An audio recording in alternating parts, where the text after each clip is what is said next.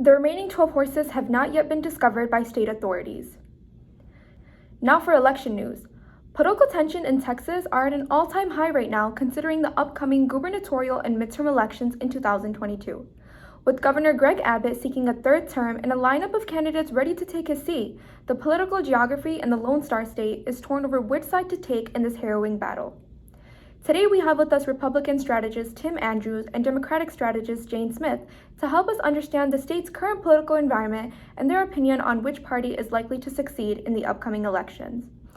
Mr. Andrews, let's start with you. How does the GOP feel about the tense environment, and what can we expect to see in this party's future?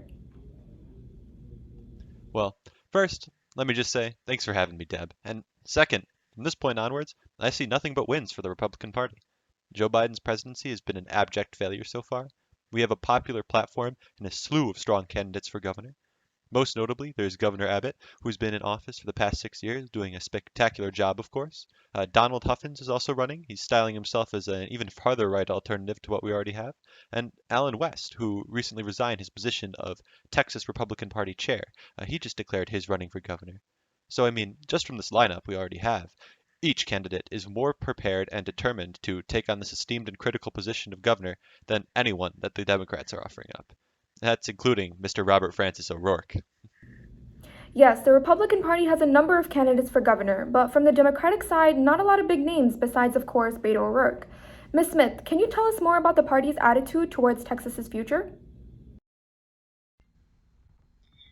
Firstly, thank you for this opportunity, and I disagree with Mr. Andrews when he says that there is nothing but wins for the GOP. In terms of the gubernatorial election, our prime candidate is former U.S. Representative Beto O'Rourke. His previous involvement in politics within the U.S. Congress proves him to be just as prepared and determined to take on the role of governor. Texans have been demanding change for far too long, and with the surging population of minorities in the state, a candidate that will represent all population and get things done is exactly what Texas needs. Since the Democratic lineup isn't as hefty as its opponents, on what grounds can Texas Democrats feel a sense of confidence in their candidate winning? O'Rourke is running in this competition in an effort to right all of Abbott's wrongs. As Mr. Andrews said early, he feels Abbott is the party's prime candidate. But if you take a minute to listen to the concerns of constituents and look at recent polls, Abbott's approval ratings are not looking so well. Earlier this year, our state suffered through a natural disaster when the severe winter storms hit and we had a power outage. This outage left millions of people without electricity, and more than 100 people died. And what is the response from the governor? He blames everyone else beside his inability to regulate the state's power grid. A true leader would have taken responsibility for a disaster of this scale, but instead of doing so, while people are going cold and hungry and homes are being destroyed, Abbott is shifting the blame onto ERCOT, the organization that operates the power grid. He also said that the Green New Deal would be deadly for the country. And oh, I almost forgot, our very own Senator Ted Cruz fled the nation to Cancun during this disaster, which is frankly unacceptable. This kind of incompetence and lack of responsibility from the GOP will lead Texas to a fatal downfall. Mr. Andrews, do you have anything to say about this? And while we're at it, with the gubernatorial debates taking place tonight, what issues will be in the spotlight for each candidate? I just want to take a second here and respond to some of Miss Smith's arguments. In regards to the devastating power outages, Abbott is right in saying that they were a result of mishandling on ERCOT's side. Quite frankly, they dropped the ball, and we can't expect the governor to be intimate with every single thing going on at every single public utility company. Okay? And our governor did all he could in offering some of the names of federal organizations that could offer assistance. He attended news conferences to discuss the issues and urged Texans to call plumbers if their pipes were frozen. So to put blame on him is quite frankly outrageous. I mean, if anything, he was the driving force of the solution. And to get back to you on the issues that are going to drive this debate, I expect the pandemic to be a hot topic. Everyone's been responding to the virus in different ways, and those in authority are put in a tight spot in order to please everyone. But Governor Abbott has done a phenomenal job in being a partisan of public health. He's done everything necessary to keep Texans safe and made well thought out decisions in order to reopen swiftly and safely. Uh, Not to mention, he's been fighting against those oppressive mask and vaccine mandates being handed down from the federal government. Yes, and I'm sure everyone who will be tuning in to tonight's debate is expecting COVID to be a high priority discussion.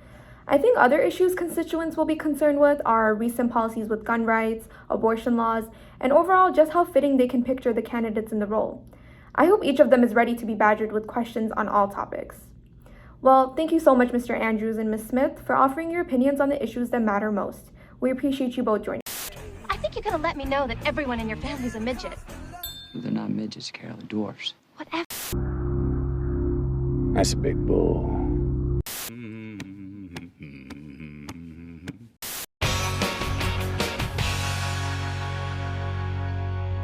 Redistricting, undeniably one of the most critical concepts in the world of American politics. With new data released by the U.S. Census regarding population changes, legislators have sprinted to their Capitol buildings in a rush to draw up only the most fair and equal district lines. Recently, Texas Governor Greg Abbott signed off on the new political maps for his state, solidifying the proposed districts. But the legislators should not be the only ones familiar with these new districts. This responsibility also extends to the public. So we created a test. We gathered a few individuals and showed them a picture of a district. We told them to take a look and identify what they saw in the images. Here's how it went. Yeah, what is this district? What's a district? This district, what is it? District from the Hunger Games? Any district, what do you think this is?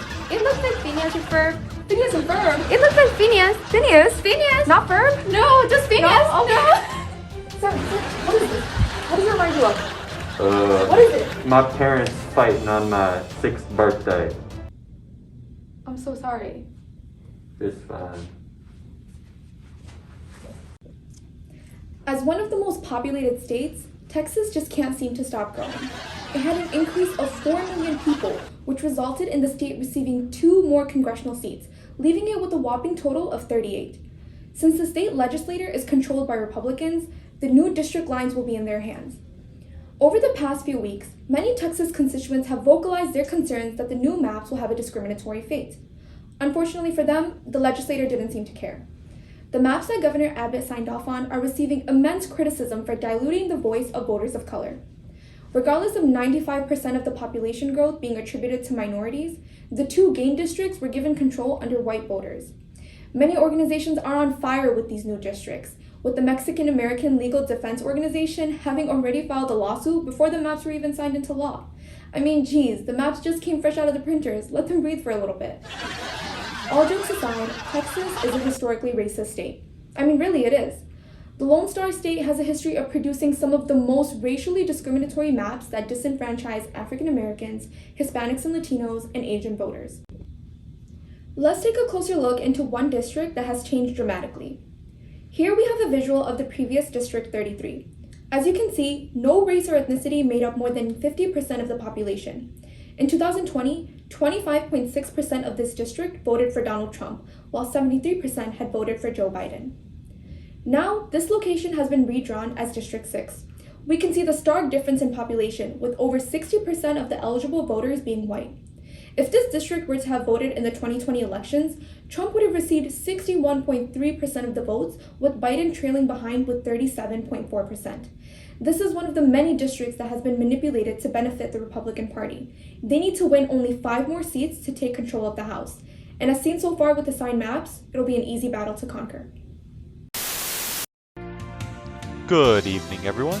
We are coming to you live from the LBJ Presidential Library on the campus at the University of Austin, Texas, for this election's gubernatorial debate.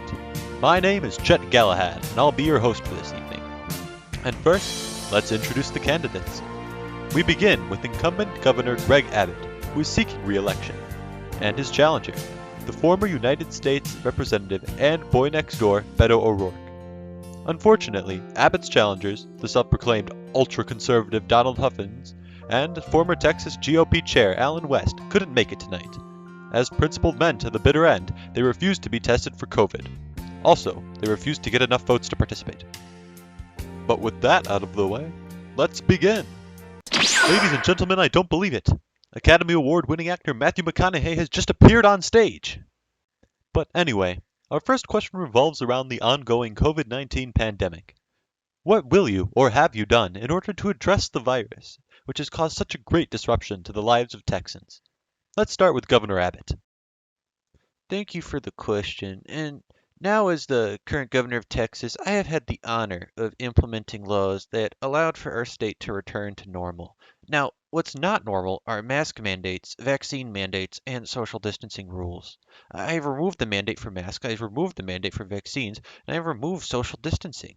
I mean, Huffings and West will have you believe that that's not going far enough, that I'm not conservative enough. But I don't see how you can get any more conservative than that. Thank you, Governor Abbott. Your turn, Mr. O'Rourke. Thank you, Chuck. 74,000 Texans have died of coronavirus under Governor Abbott's watch. 74,000. Those people were friends, neighbors, and family. And more are going to die as he passes legislation which prevents employers from requiring vaccine mandates and haphazardly opens our schools. Governor Abbott talks a big game about freedom, but what about the freedom to go outside without having to worry about contracting a plague? Re-electing Abbott is a health risk to our great state. Mr. Matthew McConaughey, and what are your thoughts? All right. Is McConaughey even running for this office? No.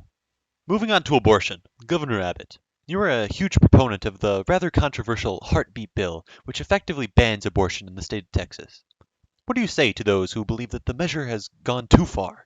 I say that I think abortion is murder, plain and simple, and I stand with the Texas Alliance for Life and their mission of protecting the unborn.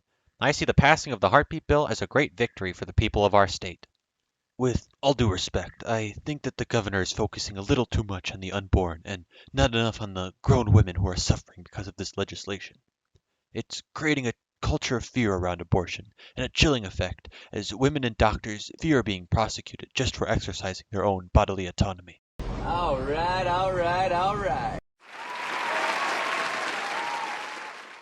Okay, he can't keep getting away with this. And last but not least, the topic of guns. Mr. O'Rourke, you've certainly made your opinions on this issue known on the debate stage. Famously, you said, quote, "Hell yes, we're going to take your AR-15, your AK-47, end quote, when campaigning for president." Do you stand by that comment? Yes, I do stand by that comment. These are weapons of war, Chuck, and they have no place on our streets, let alone in our classrooms, as Governor Abbott would have it. That and permitless carry, which he recently signed into law, doesn't make us a safer state or a freer state. And what are your thoughts, Governor Abbott? I think Beto did a good job summarizing all the victories I managed to achieve in bolstering the Second Amendment in our state. He calls it permitless carry. I call it constitutional carry. It's what the people of Texas want. Well, in that case, are there any last words, gentlemen? A vote for me is a vote for liberty. And if I may. Hola queridos compatriotas, hoy les vengo a pedir su voto para gobernador. Juntos podemos construir un mejor lugar. And we really are all out of time, so I'm afraid you're going to have to continue your Spanish class next time, Beto. But for all of you in the audience, make sure you go out and vote for the candidate you found most compelling tonight. The future of Texas depends on it. Until then, I'm Chet Galahad, wishing you a good night.